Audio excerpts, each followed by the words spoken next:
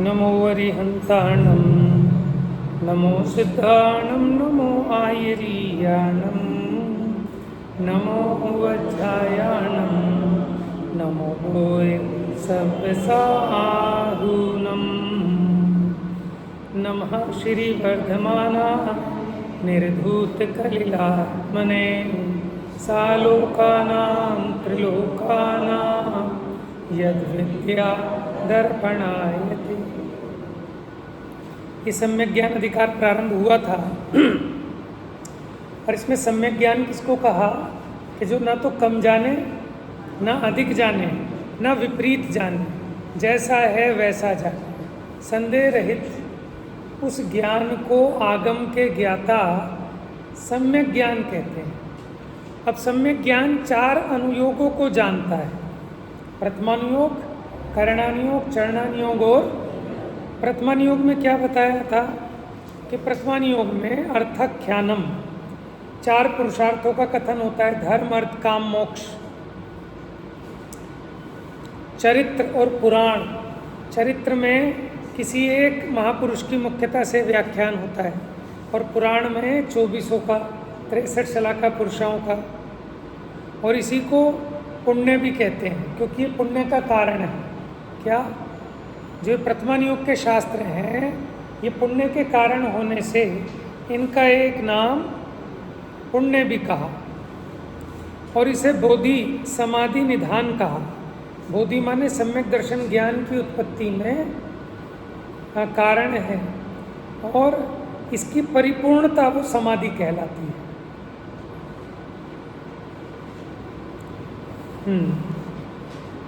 अब आइए, करणानुयोग को जानने वाला भी सम्यक ज्ञान है, ऐसा श्लोक कहते हैं। लोकालोक विभक्ते युग परिवृत्तेश्चतुर्गतीनां च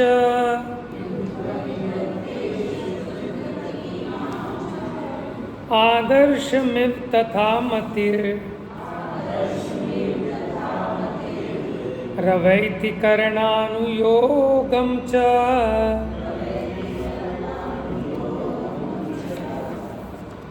देखिए क्या कहते हैं, लोकालोक विभक्ते माने लोक और अलोक का विभाग, युग परिवृत्ते युग का परिवर्तन। पेज नंबर 84 पर है, 44वें नंबर का श्लोक।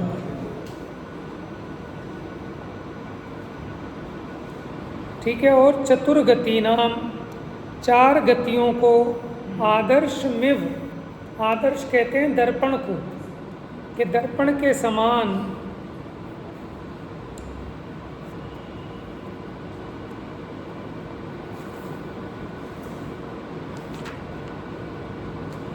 ये जो लिखा है तथा मतिर अवैति, अवैति माने जानता है, करणानुयोगम च, तो यानी किस किस का, लोकालोक का विभाग बताने वाला, युग के परिवर्तन को बताने वाला, चतुर्गति के स्वरूप को दर्पण के समान प्रतिपादन करने वाले करणानुयोग को ये सम्यक ज्ञान जानता है। अब देखिए, सम्यक ज्ञान करणानुयोग को जानता है। करणानुयोग कैसा है? लोक और अलोक के विभाग को। देखो, करणानुयोग में विषय वस्तु क्या होती है कि उसका भूगोल, कि लोक क्या है, अलोक क्या है। लोक में ऊर्ध्वलोक, मध्यलोक, अधोलोक। मध्यलोक में असंख्या द्वीप, समुद्र, पर्वत, नदी, कैसे कैसे उनकी क्या कहाँ स्थिति है, ये सब करणानुयोग का विषय है। और युग परिवृत्ते यानी उत्सर्पणी के 6 काल, अवसर्पणी के 6 काल का परिवर्तन कैसे कैसे क्या क्या होता है, तथा 4 गतियों के परिभ्रमण को, कि चारों गतियों में जीव कहाँ कहाँ कैसे कैसे भटकता है, वहाँ के स्थान आदि दर्पण के समान दिखाने वाला है, जिसमें 6 द्रव्यों का समूह रूप लोक और केवल आकाश द्रव्य रूप आलोक अपने गुण पर्यायों सहित प्रतिबिंबित हो रहे हैं। छहों कालों के निमित्त से जीव पुद्गलों की जैसी पर्यायें हैं वे सब प्रतिबिंबित होकर झलक रही हैं तथा चारों गतियों का स्वरूप जिसमें प्रकट झलकता है वह दर्पण के समान कर्णनियोग। कर्णनियोग पढ़ने पर आपको इन सब बातों का स्पष्ट ज्ञान होता है।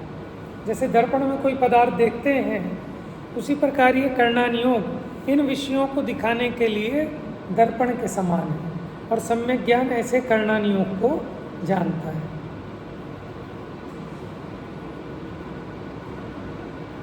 अब आइए चरणानियोग का स्वरूप।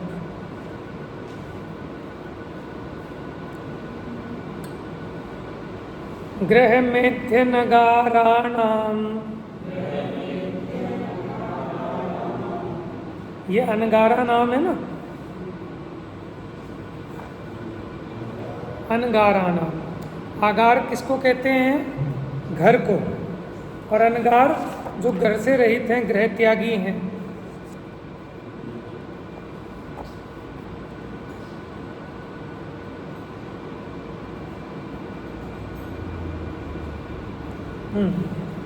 गृह मेध्य नगाराणाम चारित्रोत्पत्ति वृद्धि रक्षांगम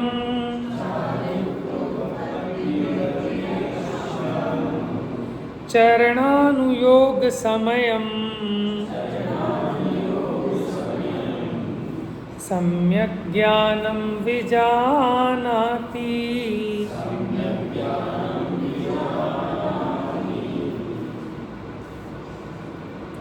तो ग्रह माने गृहस्थी, अनगार माने मुनि,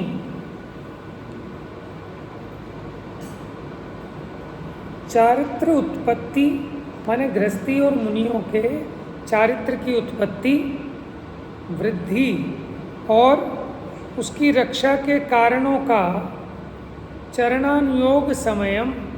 समय माने मत भी होता है, समय माने शास्त्र भी होता है। तो चरणानुयोग शास्त्र को सम्यक ज्ञानम विजानाति। हाँ, समय आत्मा को भी कहते हैं, समय द्रव्य को भी कहते हैं, समय पदार्थ को भी कहते हैं, समय मत को भी कहते हैं, समय टाइम को भी कहते हैं। समय का मतलब युद्ध भी होता है, शायद संग्राम, बहुत सारे अर्थ हैं समय के। जैसे जैन मत, नैयायिक मत, बौद्ध मत, तो उस दर्शन को, फिलोसफी को, तो देखो इसे भी सम्यक ज्ञान जानता है। तो चरणानुयोग में क्या निरूपण है?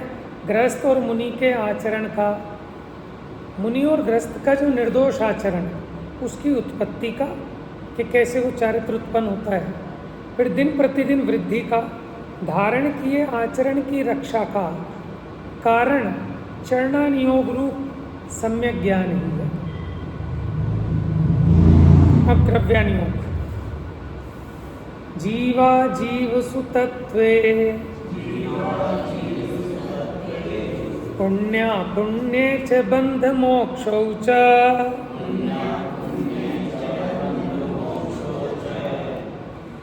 द्रव्यानुयोग दीपः श्रुत विद्या लोकमता लोकमातनुते।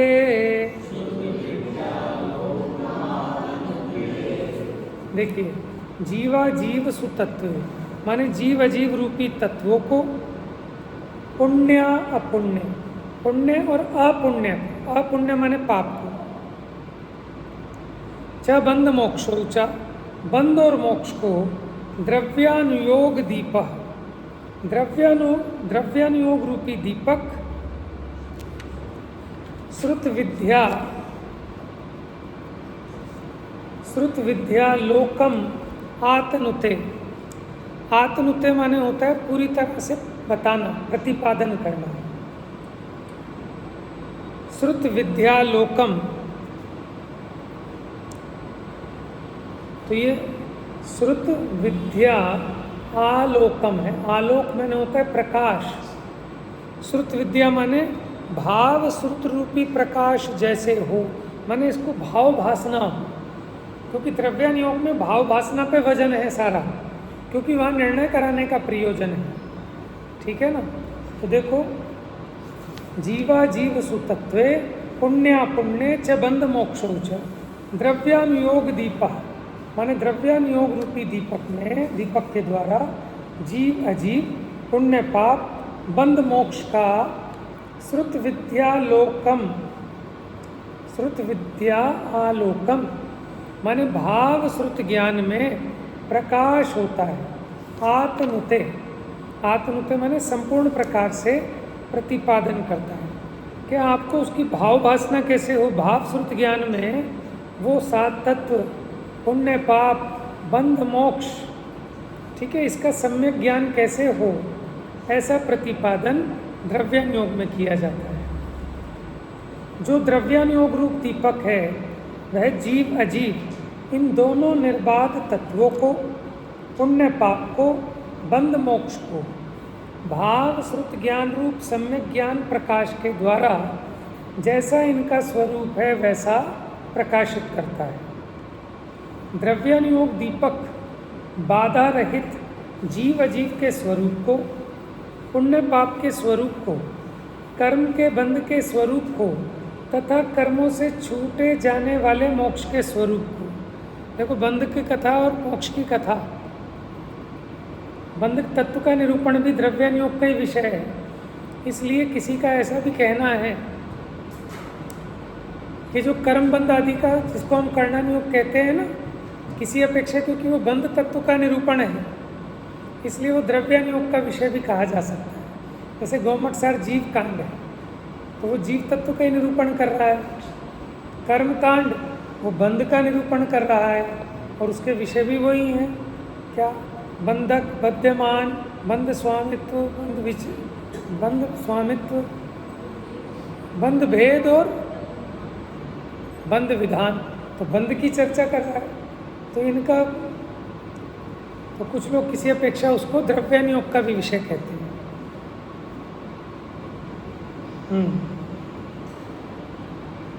तो इनका भाव श्रुत ज्ञान रूप सम्यक ज्ञान प्रकाश के द्वारा जैसा इनका स्वरूप है वैसा प्रकाशित करता है। द्रव्यान योग दीपक बाधा रहित जीव अजीव के स्वरूप को, पुण्य पाप के स्वरूप को, कर्म के बंध के स्वरूप को तथा कर्मों से छूट जाने रूप मोक्ष के स्वरूप को जिस प्रकार से आत्मा में उद्योत हो जाए, माने समझ में आ जाए, भाव भासना हो जाए, निर्णय हो जाए, उस प्रकार विस्तार से दिखलाता है।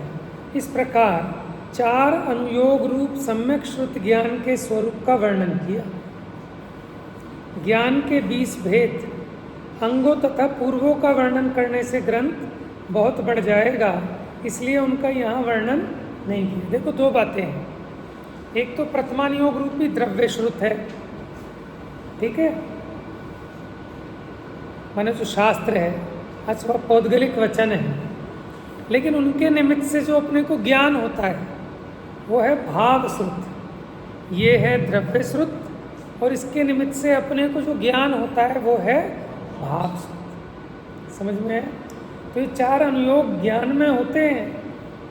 ये तो व्यवहार से कहा रहे हैं, प्रथमानुयोग, करणानुयोग, चरणानुयोग। वास्तव में इनको जानने वाला जो सम्यक ज्ञान है वही प्रथमानुयोग होता है, कोई चरणानुयोग। ऐसी आगम है ना, आगम, ये इसको आगम कहना ये व्यवहार है। वास्तव में इसको जानने वाला जो ज्ञान है वो आगम है, वो भाव आगम है, ये द्रव्य आगम है। ठीक है, तो देखिए अब इसके चार अनुयोगों के बारे में पंडित टोडरमल जी ने बहुत स्पष्टता से, बहुत विस्तार से खुलासा किया 8वें अधिकार में, उपदेश का स्वरूप। तो प्रथमानुयोग में कथा कहानियों के माध्यम से जो बिल्कुल नए जीव होते हैं, धर्म के बारे में कुछ नहीं जानते, उनका चित्त कथाओं में बहुत लगता है, तो उसके माध्यम से वो भी धर्म में लगते हैं। करणानुयोग जो ज़्यादा माने बाल की खाल निकालने वाली बुद्धि है, थोड़े ज़्यादा जिज्ञासु होते हैं, जिनको इस तरह की है कि सुमेरु पर्वत कहाँ है, कि दिन रात कैसे होते हैं, सूर्य चंद्रमा कैसे घूमते हैं, इसके बारे में उसको विशेष, तो ये सारा का सारा कर्णन योग में मिलता है।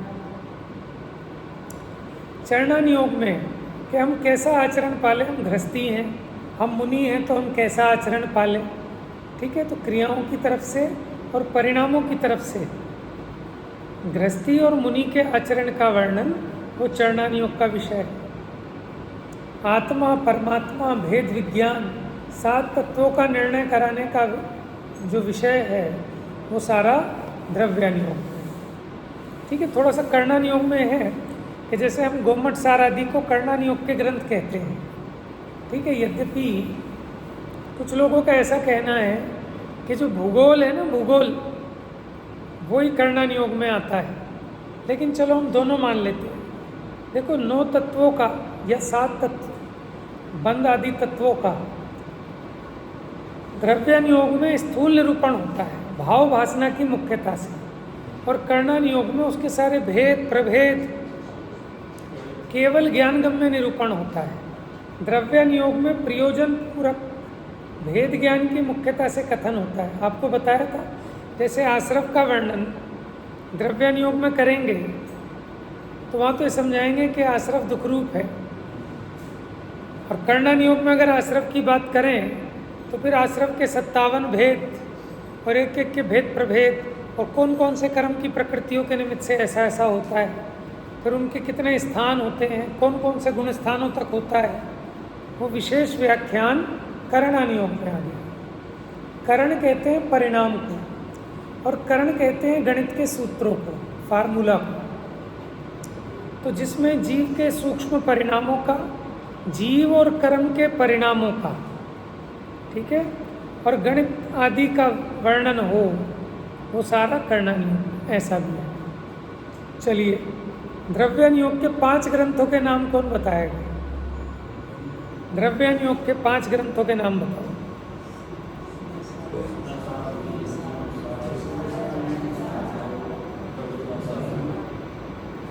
और कौन सा बताया?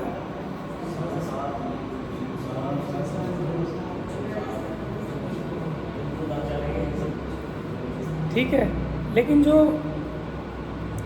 ये जो अष्टपाहुड़ है ना, इसमें मुनियों का आचरण भी बताया, लेकिन वो अध्यात्म की तरफ से, आध्यात्मिक एंगल से, ठीक है। तो वो भी वैसे है अध्यात्म का ही, क्योंकि सबसे पहला दर्शन पाहुड़ है, लिंग पाहुड़, भाव पाहुड़, ऐसे ऐसे हैं।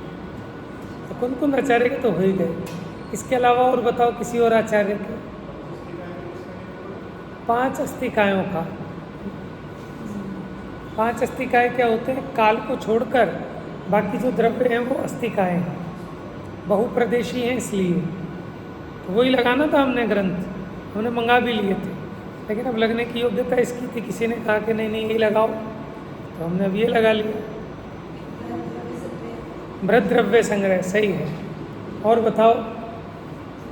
योग सार, परमात्म प्रकाश,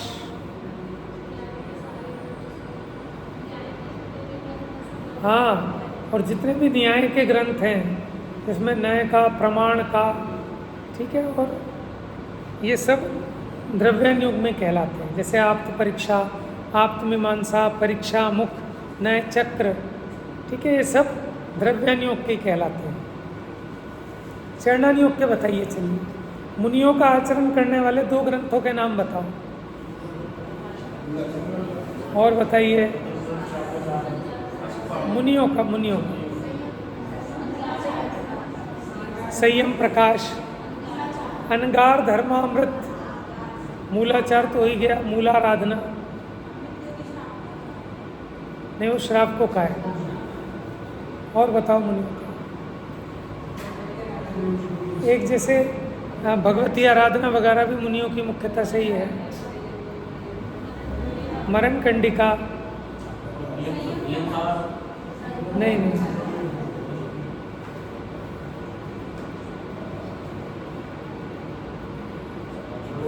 आध्यात्मिक दृष्टि से आप कह सकते हो, नहीं वो कर्णन योग में है, वो द्रव्यान योग में ले गए ना। चलिए खैर, अब पता चले आपको कुछ मुनिराजों के। अब श्रावक की मुख्यता से श्रावकाचार्यों के नाम बताओ। रत्नकरण श्रावकाचार्य, और बताओ कोई फेमस। ज्ञानानंद श्रावकाचार्य और वसुनंदी श्रावकाचार्य, अमित गति श्रावकाचार्य। नहीं, भाव दीपिका तो द्रव्यान योग में जाएगा, वहाँ तो थोड़ा सा करणान योग की अपेक्षा भी है, लेकिन द्रव्यान योग की मुख्यता से मिथ्यात्व और कषाय आदि इनका वर्णन किया। और पद्मनंदी पंचविंशति का, हाँ, और थोड़ा उसमें मतलब आध्यात्मिक दृष्टि से चरणान योग का ही वर्णन है। हाँ, देखो चरणान योग के ग्रंथों में नीति शास्त्र की मुख्यता होती है? प्रथमान योग के ग्रंथों में अलंकार शास्त्र की मुख्यता होती है, करणान योग के ग्रंथों में गणित शास्त्र की मुख्यता होती है, और द्रव्यान योग में न्याय शास्त्र की। ठीक है, चलिए, ये सम्यक ज्ञान तो अपना पूरा हुआ। अब बात चलेगी चारित्र की। अच्छा, श्राव का चारों में और बताओ नाम। क्या नाम? सुख। यहाँ मैंने पढ़ा नहीं, वो तो वैसे प्रवचन है उनके, वर्णी जी के। क्रियाकोश, लाटी संहिता। ठीक है, क्रियाकोश, लाटी संहिता। और बताओ। रैण सार तो आध्यात्मिक है, वो तो द्रव्यान योग का है। और है वो तो ध्यान की मुख्यता से है, अध्यात्म द्रव्यान योग का हो गया, पता होना चाहिए ना। चलिए, अब करणान योग के बताओ।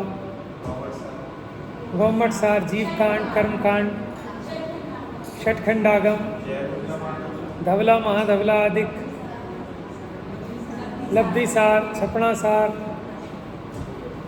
और बताइए। गुणस्थान विवेचन भी हो गई, करणान योग नहीं है।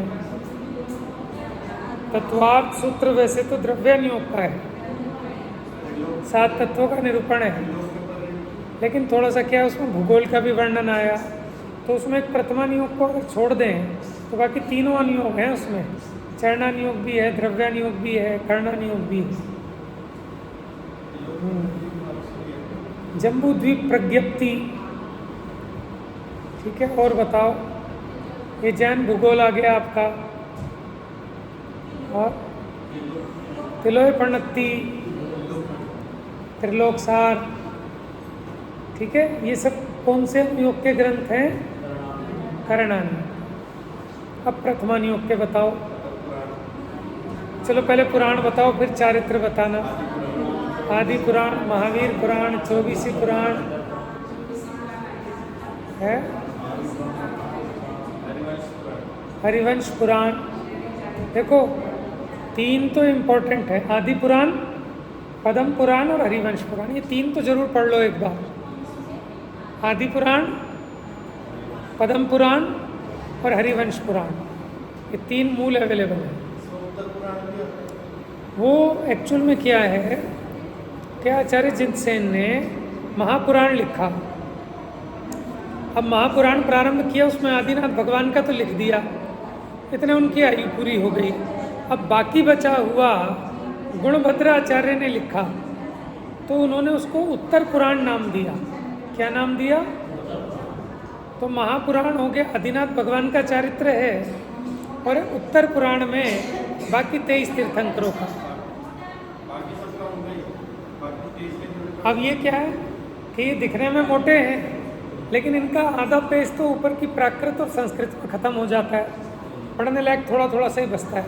तो मोटा देख के घबराना नहीं, वो तो फटाफट फटाफट पढ़ने वाला है। और उसमें भी आपको करणान योग का भी विषय मिल जाएगा, चरणान योग का भी खूब मिलेगा, द्रव्यान योग का भी मिलेगा। वो तो मुख्यता की बात है। ठीक है, अच्छा, अब चारित्र बताओ। हाँ, और देखो भैया, ये श्रेणिक चारित्र, प्रद्युमन चारित्र, धन्य कुमार, जीवंदर चरित्र जिसको छत्र चूड़ामणि कहते हैं, ये जरूर पढ़ना चाहिए सब। कौन कौन सा? श्रेणिक चारित्र और प्रद्युमन चारित्र। माने बड़ा इंटरेस्टिंग भी है, बड़ा रुचिपूर्ण है। ठीक है, चलो आदि पुराण, पद्म पुराण तो वो मूल ग्रंथ ऐसे हैं कि जो बहुत पुराने आचार्यों ने लिखा, बड़ी अलंकारिक शैली है। लेकिन ये प्रद्युमन चारित्र, श्रेणिक चारित्र ये सरल है, बच्चों को भी बड़ा मनोरंजन आए। ठीक है, अभय कुमार, श्रेणिक, उपश्रेणिक, इनकी कथाएं बड़ी इंटरेस्टिंग हैं। कथाओं में कथाएं पढ़ के देखना एक बार श्रेणिक चारित्र। आप दोबारा कहोगे दोबारा फिर पढ़ूंगा। अध्यात्म योगी राम क्या है कि वो प्रथमा नियोग तो है, लेकिन उन्होंने उसको अध्यात्म के उसमें पैक करके परोसा है। साथ साथ अध्यात्म भी चलता है और कथा भी चलती है, बहुत बढ़िया है। अध्यात्म योगी राम जरूर पढ़ना। हाँ, श्रीपाल चारित्र,